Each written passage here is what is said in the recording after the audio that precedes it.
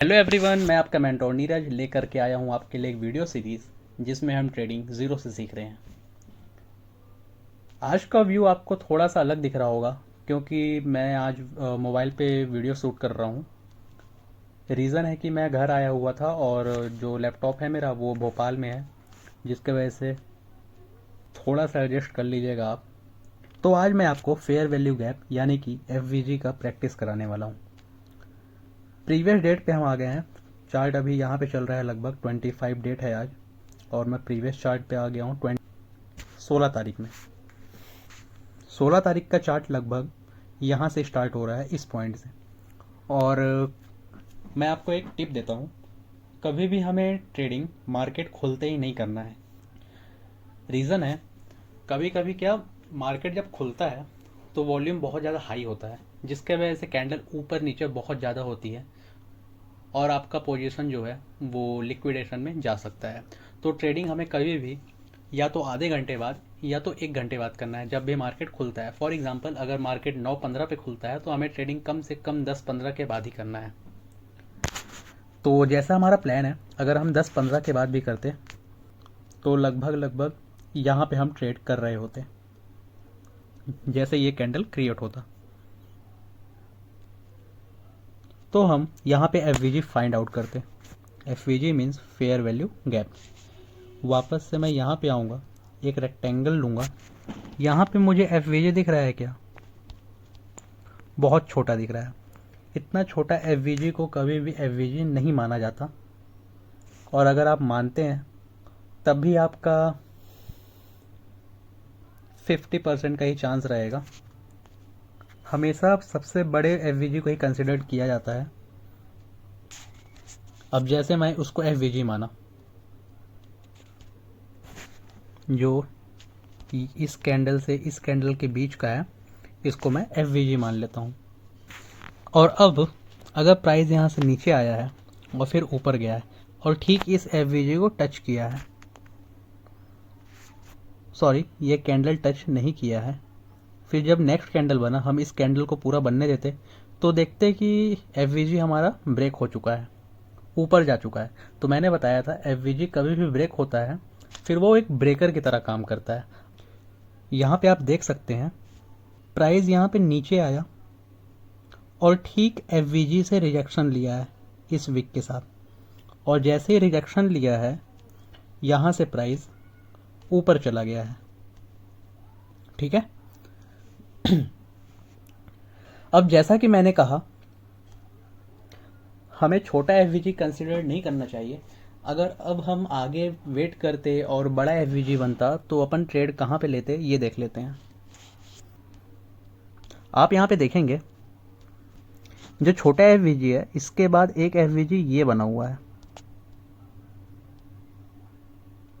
लेकिन इस एफ का कोई मतलब नहीं है क्योंकि प्राइस यहाँ पे आया ही नहीं। तो हम दूसरा एफ भी ड्रॉ कर लेते हैं जहाँ पे बन रहा है। दूसरा एफ बन रहा है यहाँ से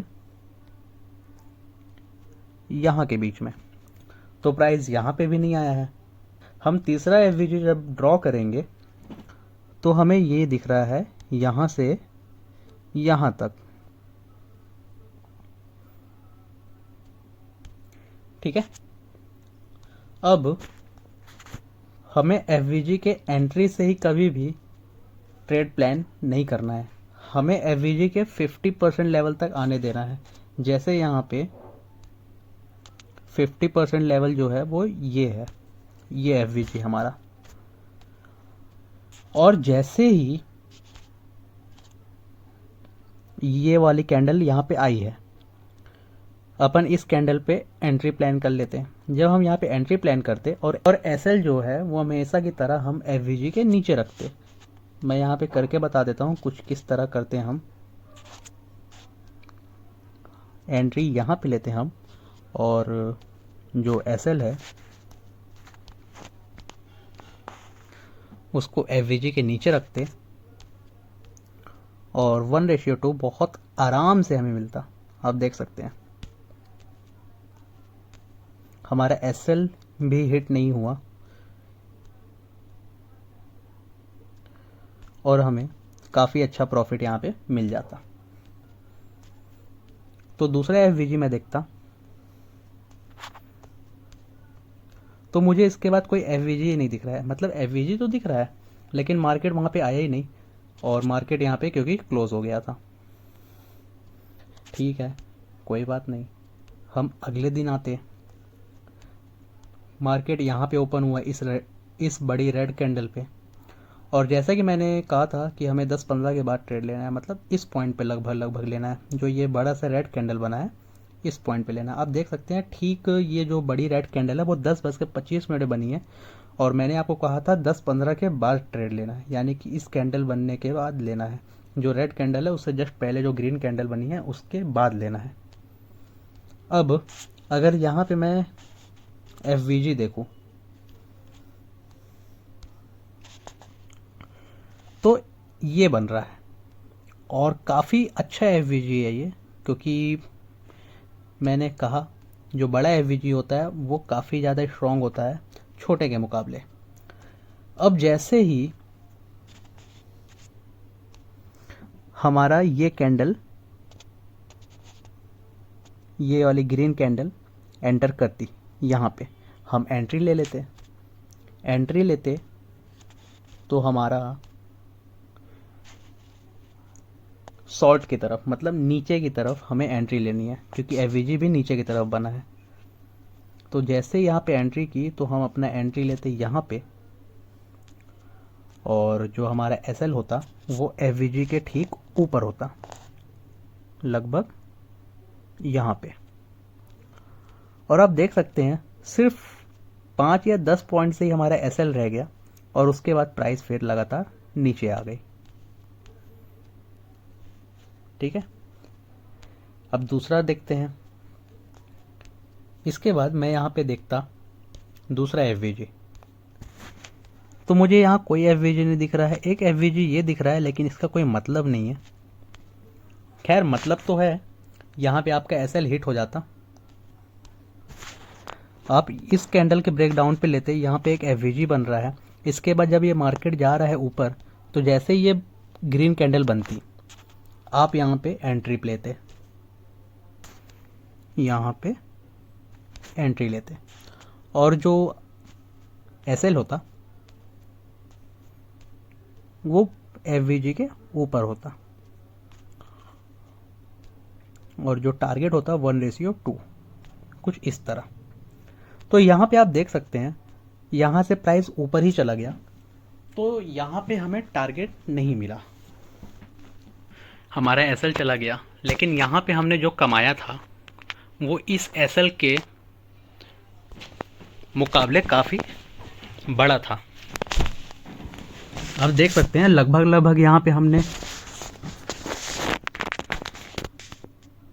अगर 600 पॉइंट कमाया था तो एसएल सिर्फ हमारा 50 या 60 पॉइंट ही था। अब जैसे ये ऊपर गया, जैसे कि मैंने बताया एफवीजी को अगर कोई कैंडल ब्रेक करता है, हमारे डायरेक्शन पे नहीं जाता है, तो वो एक ब्रेकर की तरह काम करता है। जैसे यहाँ पे हुआ है, आप देख सकते हैं हम यहाँ पे एंट्री करते, उसके बाद प्राइस नीचे ना आकर ऊपर चला गया, हमारा एसएल हिट कर दिया। अब ये एक ब्रेकर की तरह काम करेगा, क्योंकि जो एक ग्रीन कैंडल है वो एफवीजी के ऊपर चला गया है। अब अगर प्राइस इस एफवीजी पे वापस आया तो यहाँ से ऊपर जाएगा, और आप देख सकते हैं अगेन यहाँ पे हमारा व्यू चल गया है, और जो हमें यहाँ पे छोटा सा लॉस हुआ था वो इतने बड़े प्रॉफिट में कन्वर्ट हो गया। ये कैंडल बनने के बाद यहाँ पे एंट्री लेते, और जो हमारा एसएल है वो एफवीजी के नीचे, और जो टारगेट है वो हमेशा की तरह 1:2, और यहाँ पे हमें टारगेट मिल जाता। तो गाइस जो भी मैं यहाँ पे सिखाया हूँ उसका प्रैक्टिस आप ज़रूर कीजिएगा, और मैं आशा करता हूँ कि वीडियो आपको अच्छी लगी होगी। थोड़ा सा व्यू देखने में अजीब लग रहा होगा क्योंकि फ़ोन में मैं रिकॉर्डिंग कर रहा हूँ, थोड़ा सा मैनेज कर लीजिएगा गाइस, जस्ट 2 या 3 दिन, उसके बाद फिर मैं लैपटॉप पे कंटिन्यू करूँगा। जाने से पहले मैं आप सभी को बता दूँ, जो भी ट्रेडिंग ज़ीरो से सीखना चाहता है वो इस चैनल को सब्सक्राइब जरूर करें, और वीडियो आपको कैसा लगा कमेंट सेक्शन पे ज़रूर बताइएगा। Thank you.